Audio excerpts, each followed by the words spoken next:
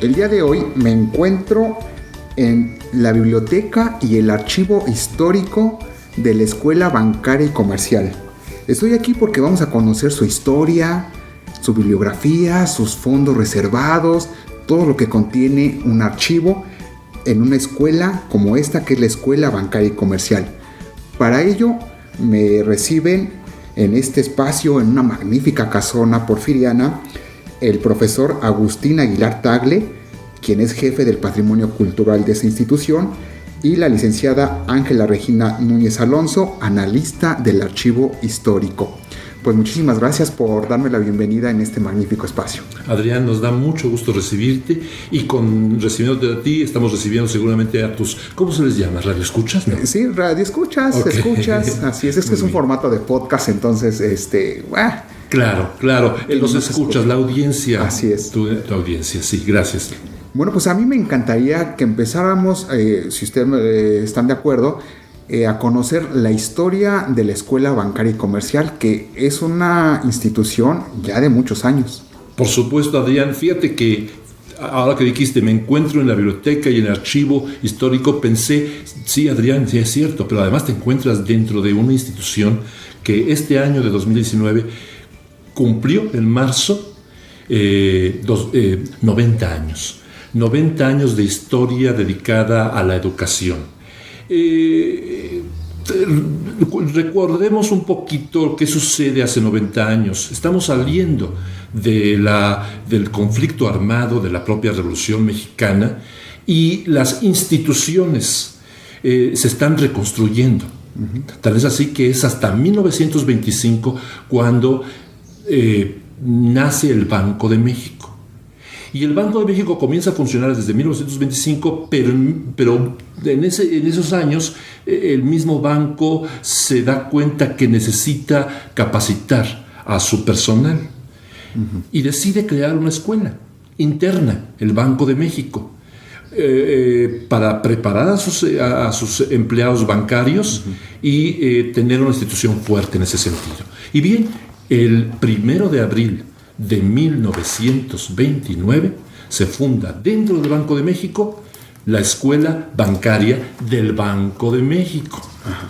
Y así dura durante 2 años, 29, 30, 31. Esos años funciona muy bien la institución educativa internamente, que incluso se expande a todas las sucursales del Banco de México en la República.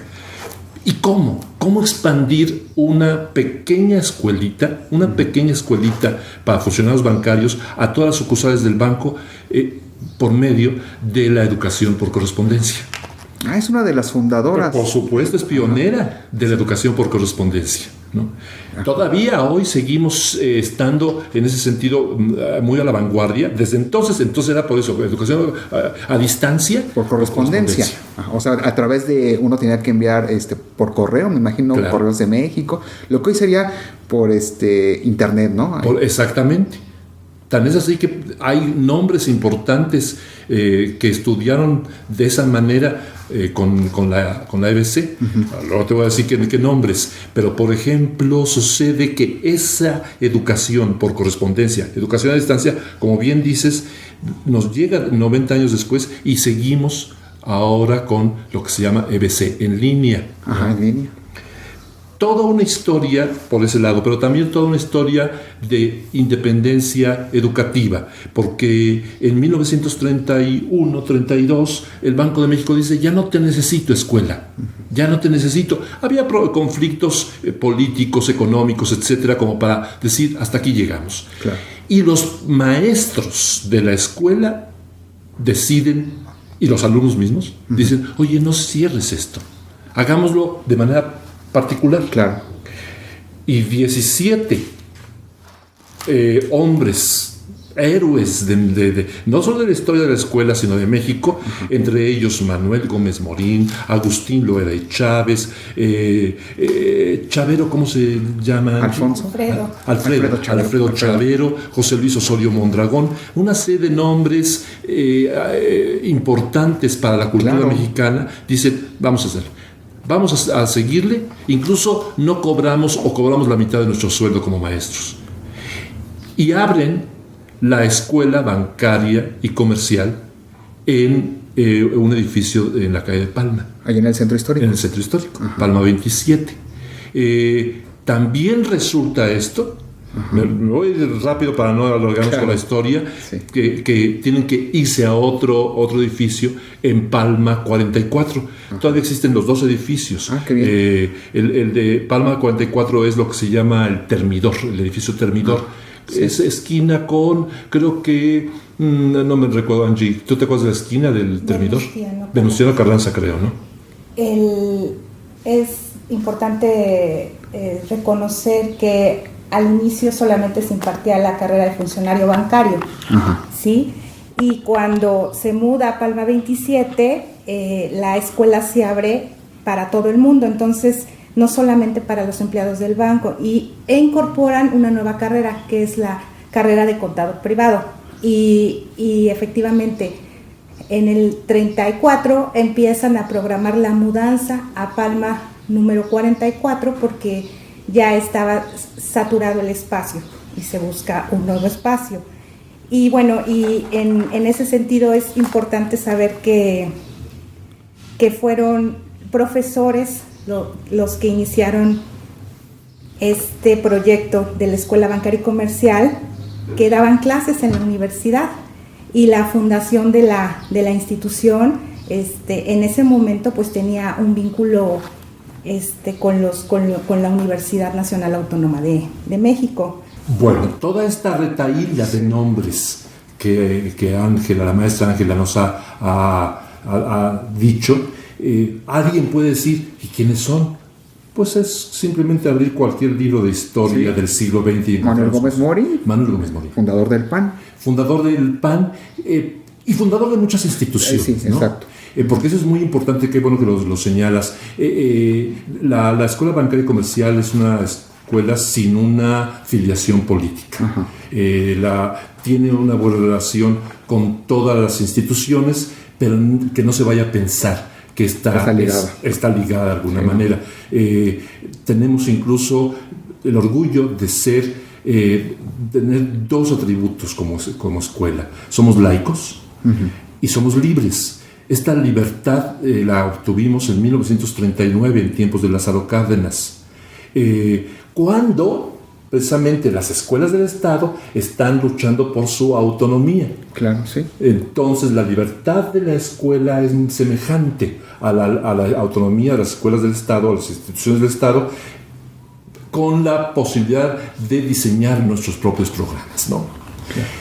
Hay un nombre ahí, lo voy a decir, también voy a tratar de ser, para no cansar a nuestra audiencia, que uno de los nombres, de repente uno se da cuenta, resulta que José Luis Osorio Mondragón, cuando yo llego a la institución de la que me he encariñado tremendamente, tengo varios años acá, descubro entre esos nombres fundadores a mi tío abuelo. Qué bien. Y yo no lo sabía. Bueno, eran tan discretos estos hombres que muchas veces la familia ni enterada estaba de que estaban creando una institución, ¿no? Algunos sí. Para Agustín López Chávez y para el mismo Alejandro Prieto fue muy importante. Fue tal vez la gran hazaña de sus vidas, la creación de esta institución, ¿no?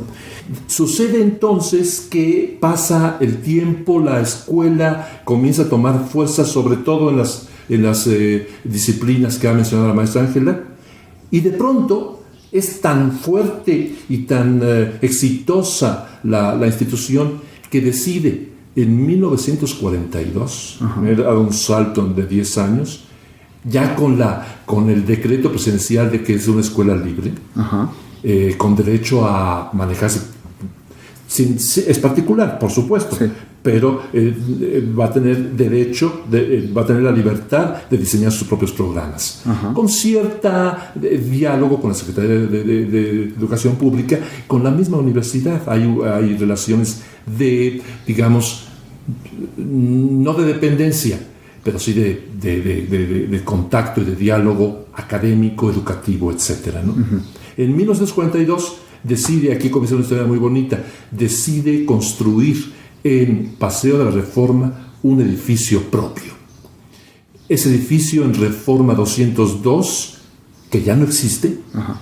estaba en la esquina de Paseo de Reforma y Nápoles, la calle de Nápoles. Sí.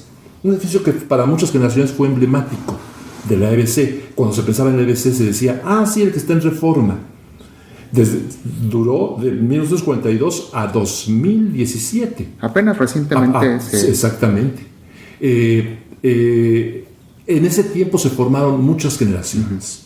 Y hablaba yo de las generaciones que se formaron no solo en la escuela, sino a través de la educación por correspondencia. Y tenemos nombres muy interesantes de gente que se formó por la EBC, como por ejemplo estoy pensando en esos momentos en don Roberto Servitje Sendra, uno de los presidentes, dueños y directores de Bimbo, ya retirado, sí. porque ahora el mero mero de Bimbo es el hijo de don Lorenzo, ¿no? El sobrino de don Roberto, Daniel Servitje Montul, que a propósito acaba de recibir de la EBC el título de doctor honoris causa. ¿No? Tenemos 2 doctores honoris causa, uno post-mortem, Manuel Gómez Morín, y otro que es Daniel Servitje Montul.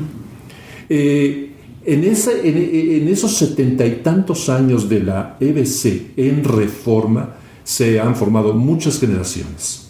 Por supuesto, esas generaciones han contribuido al desarrollo de México, a la economía de México. Muchos de sus nombres son conocidos. No vamos a hacer otra retahíla, pero hay nombres importantes, entre ellos, por ejemplo, Antonio del Valle, que es un hombre dedicado a las grandes empresas, y bueno, podríamos decir otros nombres. Pero sucede que ese periodo, y si me falta algo, Angie, me avisas, ¿no? Que de pronto sucede que la escuela está amarrada en sus propias limitaciones, cuando está contenida y no va más allá, hasta que de pronto decide, comenzando el siglo, poquito antes, a expandirse y expandirse educativamente sobre todo, ¿no? Porque hay una expansión empresarial, por supuesto, pero una expansión educativa, llevar a otros sitios de la República el modelo de la EBC, el modelo educativo de la EBC, que está concentrado sobre todo en el mundo de los negocios.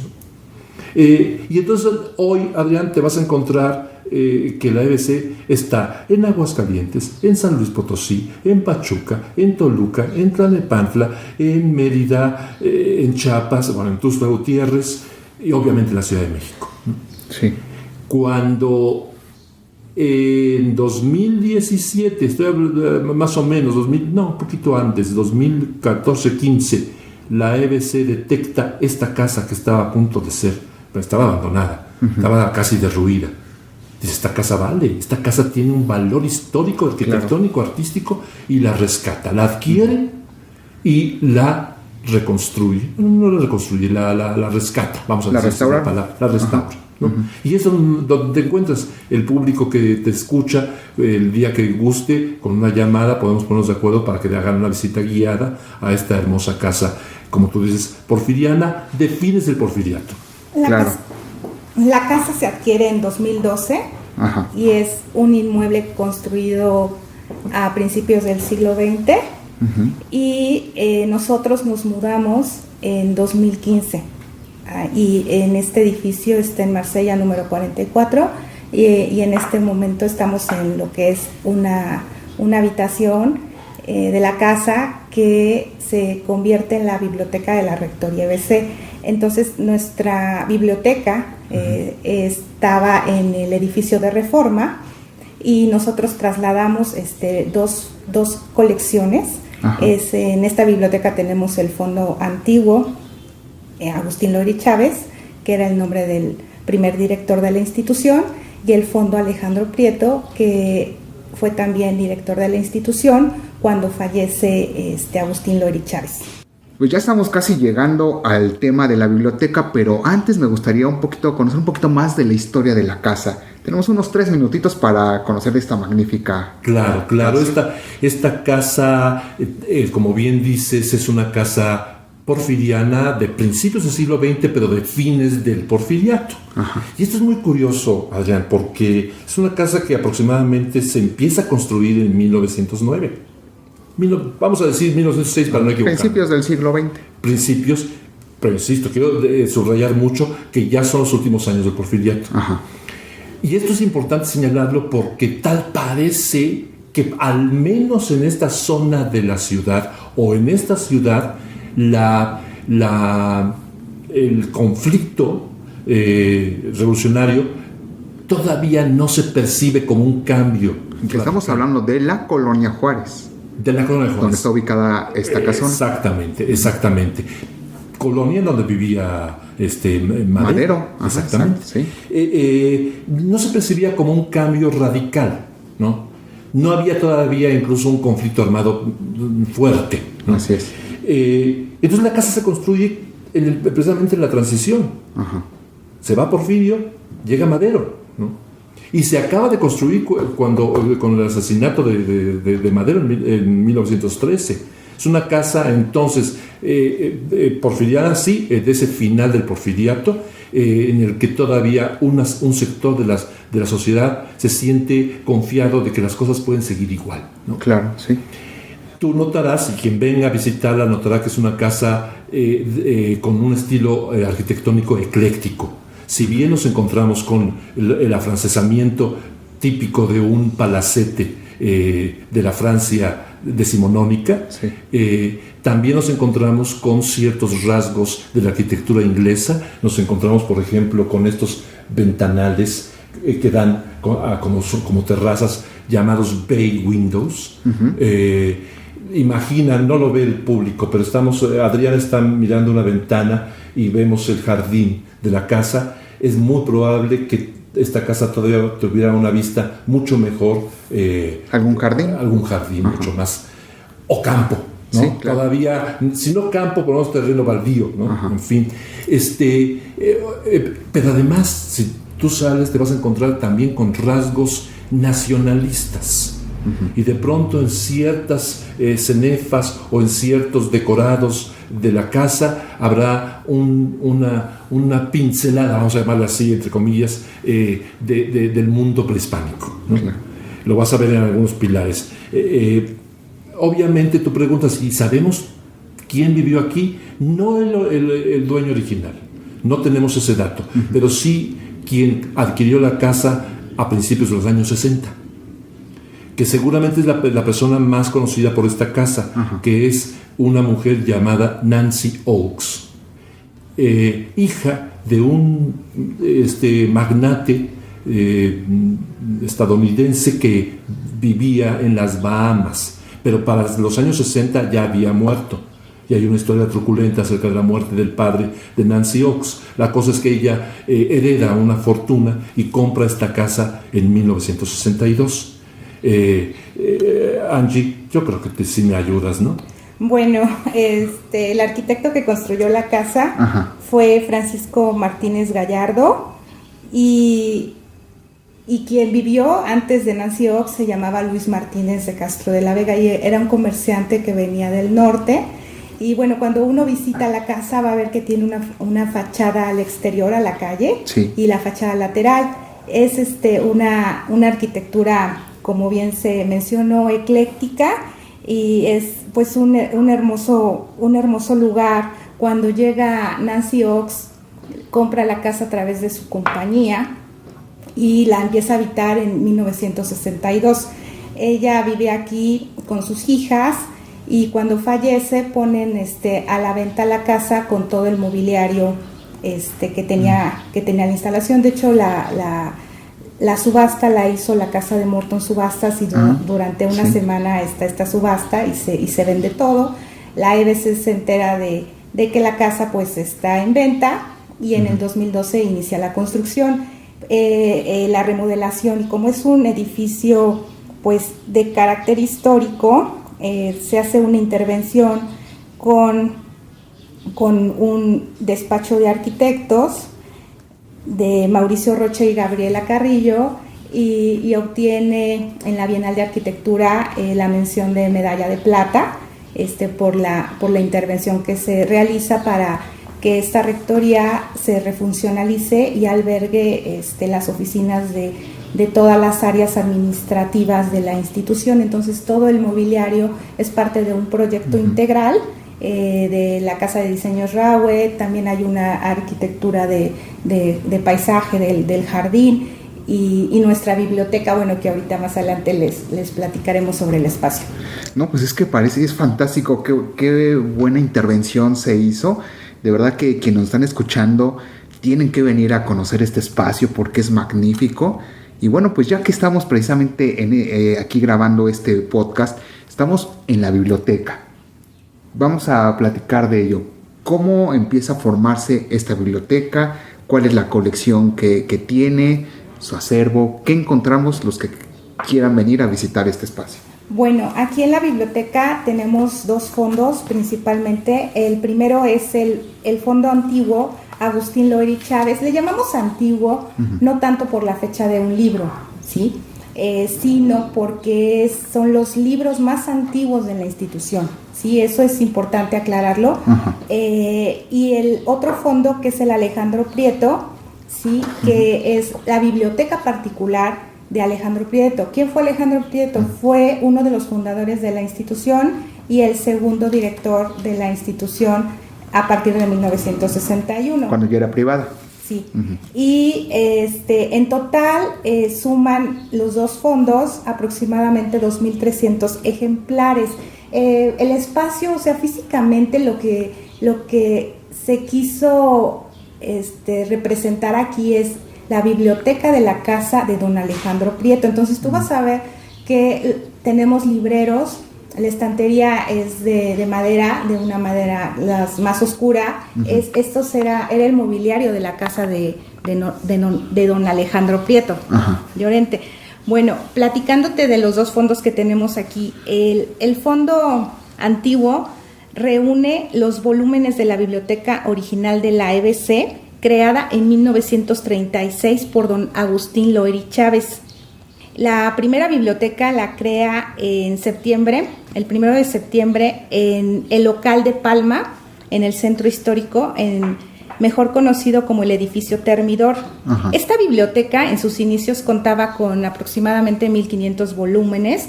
¿Y cómo se hizo la escuela de ellos? Pues a través de donaciones de profesores y de los mismos fundadores de la institución. Sabemos por documentos del archivo histórico que en 1938 la biblioteca tenía ya 7,000 volúmenes y el director de la biblioteca era Efraín Moto Salazar. El fondo antiguo también va a tener libros que formaron parte del internado. En la historia de la escuela, la EBC también tuvo, a partir de 1938, un internado para varones que tenía su propia biblioteca, y este internado estaba en Paseo de la Reforma número 560, Lomas de Chapultepec. Entonces, muchos de los libros que vamos a encontrar en este fondo tienen sellos de procedencia donde dicen ejemplar perteneciente al internado. Claro. En 2010, a través de un proyecto del archivo histórico, inicia el rescate de este fondo antiguo. Este fondo, el proyecto liderado por Cecilia Sandoval Macía, nuestra exdirectora del archivo histórico, tuvo como objetivo reconstruir la biblioteca original del EBC. ¿Y por qué es importante? Porque para nosotros pues representa la herencia cultural de sus propios fundadores. Estos libros, los títulos nos van a revelar que es un acervo realmente especializado en temas financieros, económicos y contables. Y debido a que los fundadores, a que esta institución es especializada en contabilidad, administración, finanzas. Sí. Lo más lógico era pensar que sí, esos libros serían... Por supuesto, pero yo aquí quiero hacer un paréntesis, Arjay, perdón por la interrupción. Sin embargo, y quede como una acotación, que estamos ante personas que además, como generación, estaban interesadas en el arte, en la cultura, en la historia, en la filosofía. Por eso también nos vamos a encontrar aquí con libros maravillosos de la cultura en general. Claro. En cuanto a los libros que tenemos libros sobre contabilidad y banca y numerosos autores, tanto en español, inglés y francés. Tenemos, por ejemplo, obras como de Kester, dedicada a la contabilidad, Teneduría de libros, Principios de contabilidad, de Fernández Cepero. Quiero comentar algo muy importante. Desde su fundación en 1929, no solo en la Escuela del Banco de México, sino en la universidad y a nivel nacional, había una necesidad de producción de libros, ¿sí? Entonces la EBC se suma a esta tarea, y entonces los profesores, porque los libros que se tenían eran en otras lenguas, entonces no eran accesibles a los alumnos. Entonces los primeros profesores de la Escuela Bancaria y Comercial empiezan a redactar los textos necesarios para la enseñanza de sus cursos. Y por ejemplo, en 1931, ¿sí?, se habían logrado redactar 3 cursos originales: uno de contabilidad comercial de Alejandro Prieto, uno de organización de empresas de Miguel Palacios Macedos y uno de contabilidad bancaria de Roberto Casas Alatriste. Todo este tipo de libros poco a poco fueron conformando una colección titulada Biblioteca Banca y Comercio, ¿sí? Y esta biblioteca, esta serie, era escrita por profesores de la institución para los cursos de funcionario bancario sus propios alumnos y contador privado, pero no solo para sus propios alumnos. Estos libros se utilizaron en la Escuela Superior de Comercio y Administración de la universidad. En 1939, ya con la editorial Banca y Comercio, al principio la escuela publicaba con la editorial Cultura. ¿Qué pasa aquí? Agustín Lori Chávez, que fue su primer director, era hermano de Rafael Lori Chávez, y juntos tuvieron una editorial que se llamaba Cultura. Y después estos libros se imprimieron por la propia editorial Banca y Comercio.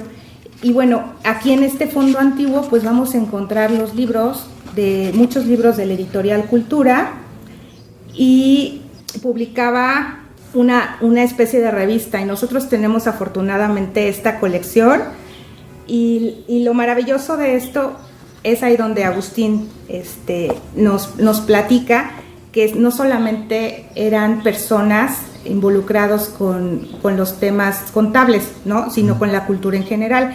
Entonces Agustín Lori Chávez tenía vínculo con autores como el poeta Luis G. Urbina, Manuel Toussaint, Alfonso Reyes, ¿sí? Incluso la colección Cultura pues destaca porque hasta pintores como Saturnino Herrán y Jorge Enciso realizaban las portadas de algunos títulos. ¿Y esas revistas Cultura la tienen aquí en el fondo? Sí. Bueno, sería un lujo consultarlas. Ahorita que mencionan a Manuel Toussaint, haciendo un poco de investigación de la escuela y de la historia de la Escuela Bancaria y Comercial, me doy cuenta que fue Manuel Toussaint el creador del logotipo de la escuela. Exactamente. Un logotipo que seguramente conoces ya en tu investigación, que representa a un joven estudiando con el libro abierto, con el sol del conocimiento, la luz del conocimiento atrás de él. Aunque también, Angie, ¿podrías decir un poquito más de este? Tiene otro círculo, el original, del lado derecho, con una bóveda bancaria y la columna de la Independencia. Significaba que a través de la educación, en ese tiempo, iba a ser la transformación y el progreso económico de la sociedad y del país, de México. Sí fue realizado en 1932 por Manuel Toussaint. Y bueno, a mí me sorprendió mucho porque yo no conocía esta faceta de Manuel Toussaint, el historiador del arte. Exactamente, yo tampoco. Fíjate, Adrián, que cuando yo me entero me sorprendí tanto como tú. No sé si recuerdes una monografía muy buena de Manuel Toussaint, creo que en Artes de México. Artes de México, ¿no? Sí.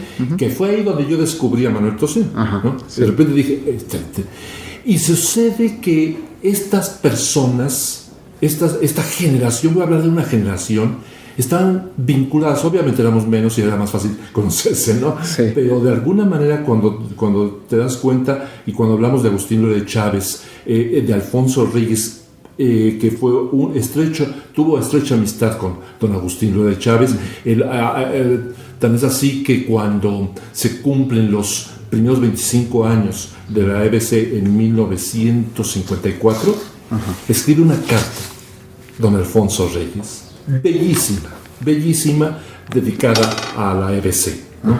Y hace unos meses fui a la capilla alfonsina y pregunté, oye, ¿no tendrán la correspondencia entre don Agustín Lora de Chávez y Alfonso Reyes? Por supuesto que sí. Wow, sí. Pues ahí tenemos un trabajo que hacer, Sí, ¿no? Sí. Que es fantástico. Digo, por lo menos creo que 2 de los fundadores pertenecían a este grupo de los 7 sabios mexicanos. Claro. Qué maravilla. Por supuesto. Y bueno, y regresando un poquito a la colección Cultura, los artistas pues pertenecían al grupo del Ateneo de la Juventud. Entre ellos, las portadas fueron ilustradas por Jorge Enciso, Diego Rivera y Saturnino Herrán. Nada más y nada menos.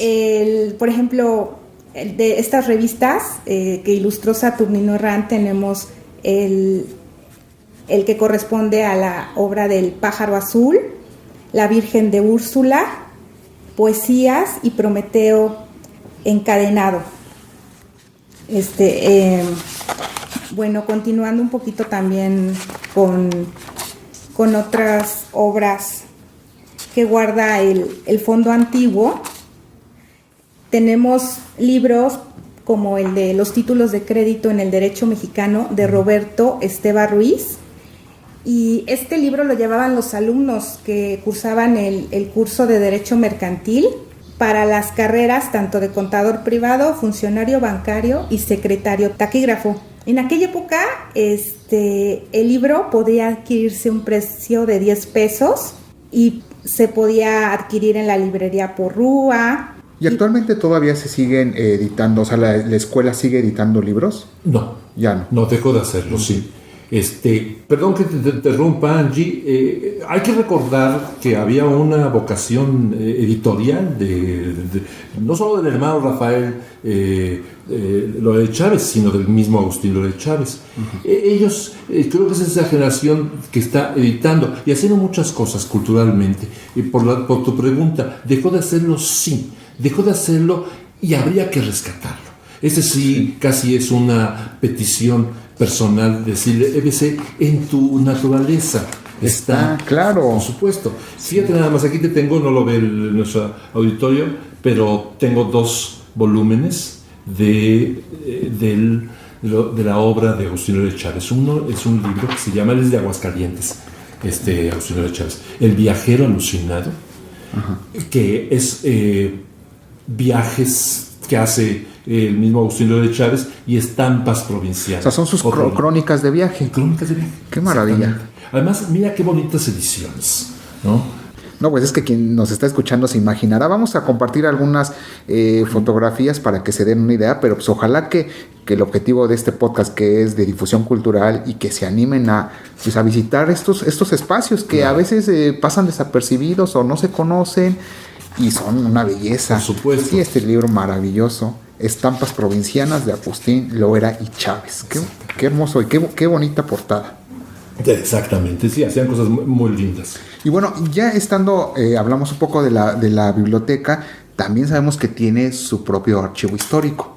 Sí, el archivo histórico está integrado por 4 fondos. El fondo de la Escuela Bancaria y Comercial, que tiene documentación sobre la misma historia de la institución, sus áreas administrativas, sí, el desarrollo de la institución, que en este año cumple 90 años. Tenemos el Fondo Alejandro Prieto, que es el archivo personal de Alejandro Prieto, y una de la parte que tenemos es el fondo bibliográfico, y aquí lo tenemos, el Fondo Alejandro Prieto, que este fondo Alejandro Prieto en cuestión de la biblioteca, fue donada toda la biblioteca personal en 2011 por la familia. Por la familia Prieto, y en el 2015 se traslada aquí a la biblioteca de la Rectoría EBC. Este fondo contiene libros sobre historia contable, textos de diversos países, y se inscriben en un periodo que abarca entre 1882 a 2009. Tenemos de finales del siglo XIX ejemplares que pertenecieron al ingeniero Alejandro Prieto Quintero, quien fue socio honorario de la Sociedad Mexicana de Geografía y Estadística y gobernador del estado de Tamaulipas. Tenemos un texto que se llama Proyecto de Mejoras Materiales de Salubridad e Higiene en el Puerto de Tampico de 1899. Y lo bonito de este texto es que incluye gráficas, mapas y planos de las calles de Tampico en aquel entonces. En este fondo también tenemos nuestro libro más antiguo, que aquí lo tenemos, es de 1560. Caray. Se titula Los vivos retratos de todos los emperadores. ¿Me repites la fecha? De 1560. Wow. Siglo XVI. Ajá, sí. Y se titula Los vivos retratos de todos los emperadores, desde Julio César hasta el emperador Carlos V y don Fernando su hermano, sacados de las más antiguas monedas. Este libro que menciona Angie, que es una belleza, por eso lo trajimos para presumírtelo. Claro. El original es en alemán. Ajá. Y esta es una traducción española, ¿no? Pero también del siglo XVI. También del siglo XVI, exactamente. Porque precisamente termina, fíjate nada más, esto es muy interesante, nada más para habla de los retratos desde Julio César hasta Carlos I de España, V de Alemania, ¿no? Así es, sí. Pero advierte el libro, y lo sacamos de monedas. Es decir, no estamos inventando los retratos, sí. Son retratos sacados de monedas. Entonces podemos acercarnos un poquito. Por eso dice vivos retratos. Ajá, ¿no? Sí. Y uno se encuentra precisamente con esta belleza. Uno dice, ¿cómo un contador, don Alejandro Prieto Llorente, se pudo haber interesado en esto? Sí. Esto demuestra que hay una idea equivocada del mundo contable y del mundo de los negocios. Los negocios no matan a la cultura, al contrario, son dos mundos que pueden convivir, ¿no? Por supuesto. Y en cuestión de fondo documental, ¿tiene también un fondo fotográfico? Sí, precisamente nosotros tenemos en el fondo Alejandro Prieto, en el fondo documental, vamos a tener todos los manuscritos originales con que hizo sus obras. Las 23 ediciones de Principios de Contabilidad, tenemos los manuscritos. La primera aquí la tengo, fue editada en 1931. La primera edición es de 1932, escrito por Alejandro Prieto. Ahí las vemos en ese estante. Ajá. Todas las 23 ediciones de su obra Principios de Contabilidad, y también tenemos otras ediciones, en total 13, de Contabilidad Superior. Esa fue escrita posteriormente en 1936. Entonces, en el archivo personal de Alejandro Prieto tenemos documentación de carácter familiar, uh-huh, y también sobre su herencia cultural, ¿sí? En cuanto a la biblioteca también de Alejandro Prieto, quisiera yo compartir una carta que se localizó en el archivo Manuel Gómez Morín, que habla sobre la obra de Contabilidad Superior en 1937. Dice: estimado señor licenciado, el contador público don Alejandro Prieto, cuyas actividades profesionales y docentes se han desenvuelto brillantemente desde hace varios años, acaba de publicar, bajo los auspicios de este plantel, un libro titulado Contabilidad Superior, el cual constituye la primera obra mexicana que analiza los problemas contables derivados de los aspectos jurídicos, financieros y comerciales que pueden revestir las empresas en nuestro país. Contabilidad Superior estudia en primer lugar la clasificación legal y la estructura interna de las sociedades mercantiles para abordar desde luego el análisis del aspecto contable de la apertura de sus libros, de la aplicación de sus utilidades o pérdidas, de los aumentos o disminuciones de su capital social y de su liquidación, quiebra, fusión o conversión.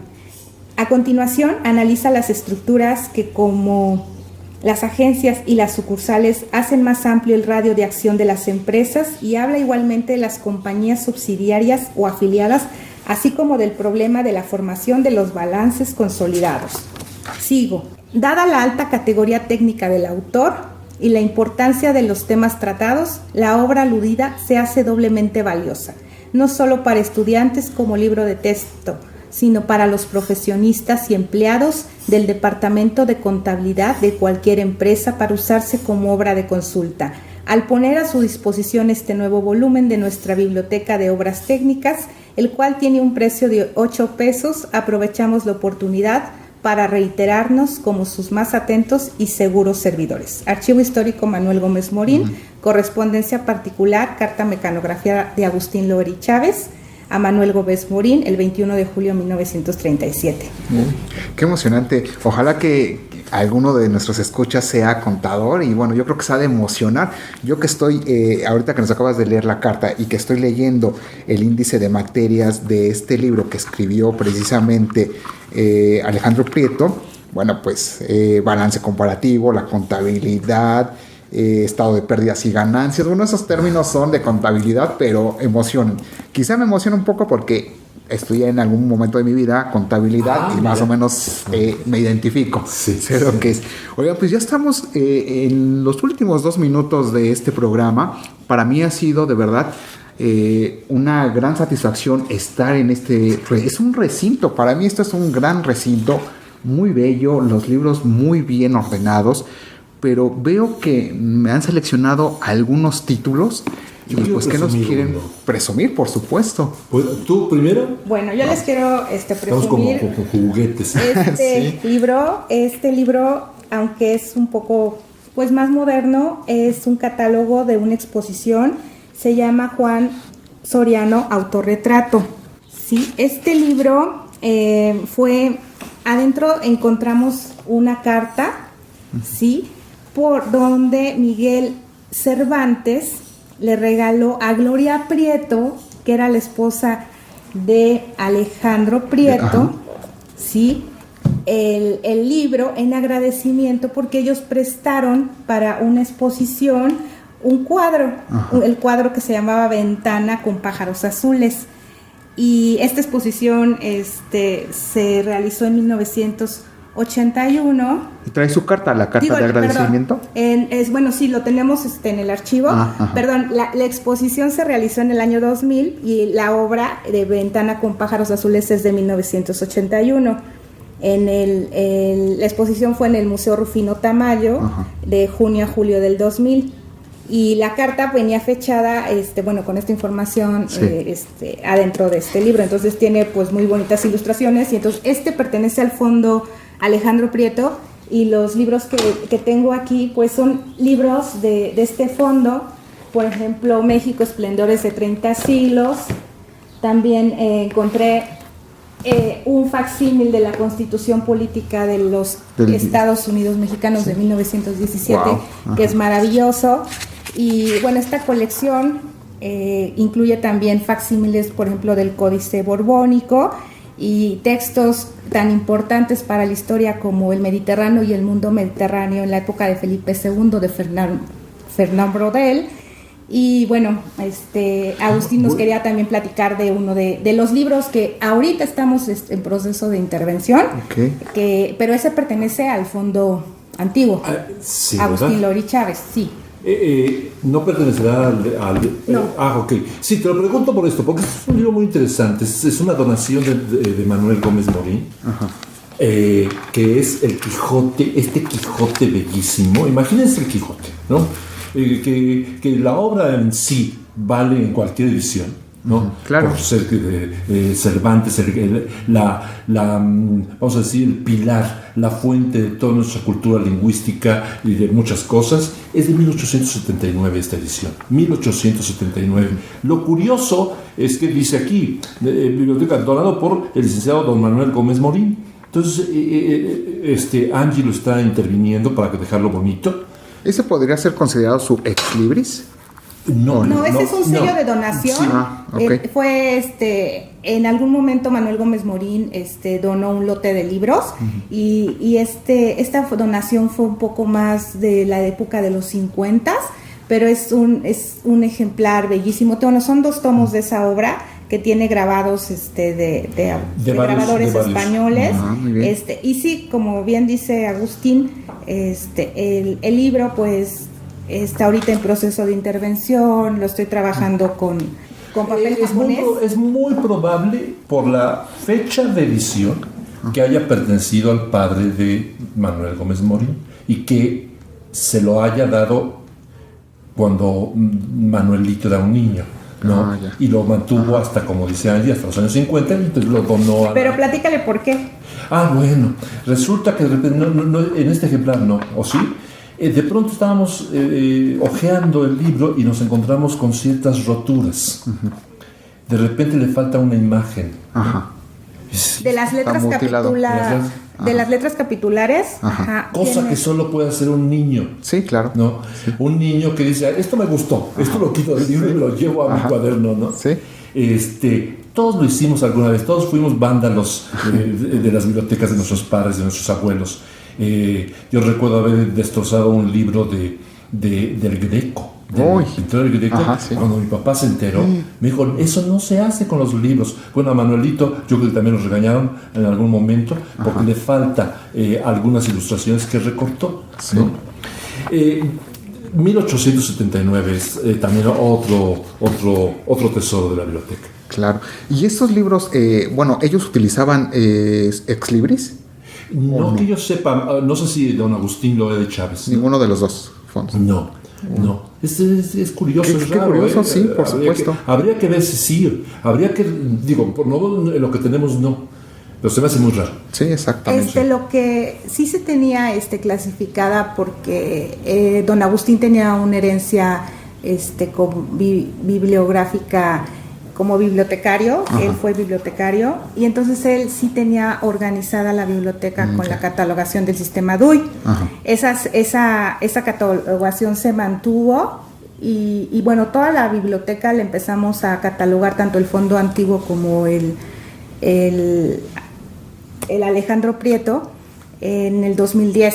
Entonces actualmente toda la biblioteca está catalogada en el sistema de bibliotecas de la institución, que es Centros de Aprendizaje. Está todo, incluso están escaneadas las portadas y los índices. Entonces cualquier alumno puede consultar los libros, aunque es una biblioteca cerrada, de estantería cerrada, pero por medio de un correo electrónico y solicitud se puede consultar los ejemplares. ¿Qué más? O sea, no tengo que ser investigador para venir a... No, pero de preferencia sí les pedimos pues una solicitud, porque son libros, por su estado de conservación, por la temporalidad del siglo XX, que ya presentan oxidación. Entonces el papel, ustedes saben que se vuelve muy frágil. Entonces son libros que hay que pues conservar y cuidar, tener medidas pues especiales para cuidar este tipo de acervo. Finalmente quería mencionar que en el archivo histórico tenemos otros 2 fondos, el Nancy Ox, que habla de documentación sobre la dueña de la casa, de la institución. Son sobre todo cartas personales en lengua inglesa. Y ¿no hay fotografías? No. Bueno, sí tenemos unas fotografías, pero solamente de la intervención de la casa, ¿no? De cómo estaba originalmente. Y tenemos el otro fondo, que es el José Luis Osorio Mondragón, que se fue donado por Agustín Aguilar Tagle al archivo histórico, y Si nos quieres platicar un poco. Ya para terminar, por supuesto, adelante. En mi vínculo emocional con la EBC, de pronto, y al descubrir que José Luis Osorio Mondragón estaba entre los fundadores, y es mi tío abuelo, pero casi es mi abuelo porque fue quien crió a mi madre, le decimos Pa. Él muere en 1944. Y mi madre fue capaz de transmitir su amor a los hijos, y lo tenemos todos, tenemos un retrato de don José Luis Osorio Mondragón en la casa, porque lo consideramos el abuelo. Este abuelo, geógrafo, primo de Carmen Mondragón, de Nahui Olin, sí. ¿no? Digamos que esta relación también es intensa en familiar, porque es con la familia Mondragón, que tuvo pues una participación un poco deplorable la revolución. Sin embargo, se salvan nombres como el de Carmen. A fin de cuentas, es una gran artista, pero también José Luis, un gran investigador, un gran geógrafo. Probablemente se considera que es uno de los renovadores de la geografía mexicana. Y pues yo tenía todas sus cartas, su correspondencia, algunos de sus libros, etcétera. Y dije, bueno, pues yo creo que esto tiene que estar acá en la EBC, ¿no? Claro. Y en momentos de arrebatos de enojo, digo, me voy a llevar las cosas. No, pero no me las llevo. Esto ya es de la EBC. Sí. No, pues qué bueno, porque por lo regular esos archivos se pierden, sí. Y se pierde una parte de la historia de este país. Pues con esta hermosa historia que nos has contado, pues tenemos que despedirnos. Yo les agradezco que me hayan recibido, que me hayan contado toda esta historia, y de verdad que es muy interesante. Ojalá que este podcast sirva para que se sepa que existe una biblioteca y un archivo histórico, porque es parte de la historia. ¿Algo más que quieran agregar ya para despedirnos? Pues yo solo digo, y si sirve, Adrián, no sé si en el podcast puedas poner el teléfono no me lo sé de memoria, no sé si, o prefieres que dé un correo electrónico. Adelante. ja.aguilar003@ebc.edu de educación.mx. Por si alguno está interesado en hacer una consulta o hacer una visita, también lo puede hacer en el correo de la maestra Ángela, que es... Bueno, pues gracias por este medio para difundir el acervo que tiene la institución. Mi correo electrónico es ar.nunes@ebc.edu.mx. Y ahí pueden escribirme para agendar alguna cita para poder consultar el acervo. Además tienen página web. Sí, de hecho tenemos una página que se llama museoebc.org, y en la sección de bibliográfico se encuentran pues algunas notas sobre algunos libros que pertenecen tanto al Fondo Antiguo como el Alejandro Prieto, y bueno, y mucho del contenido que tiene este sitio. Muestra fotografías, materiales que se encuentran en el archivo histórico. Para empezar a indagar por ahí, ¿no? Despertar el interés todavía aún más. ¿Y también tienen Facebook? Tenemos nuestras redes sociales. Estamos en Facebook, en Twitter, en YouTube y en Instagram. Los encontramos como Museo EBC. Perfecto, pues ahí está la invitación. Pues muchísimas gracias, una vez más les agradezco muchísimo, y a quienes nos están escuchando también los invito a que nos sigan en nuestras redes sociales. Encuentran este podcast como Museomanía MX. También síganos en nuestras redes sociales, Facebook, Instagram y Twitter como Museomanía MX. Pues yo soy Adrián MG y les agradezco mucho. Nos escuchamos en el próximo episodio. Hasta pronto.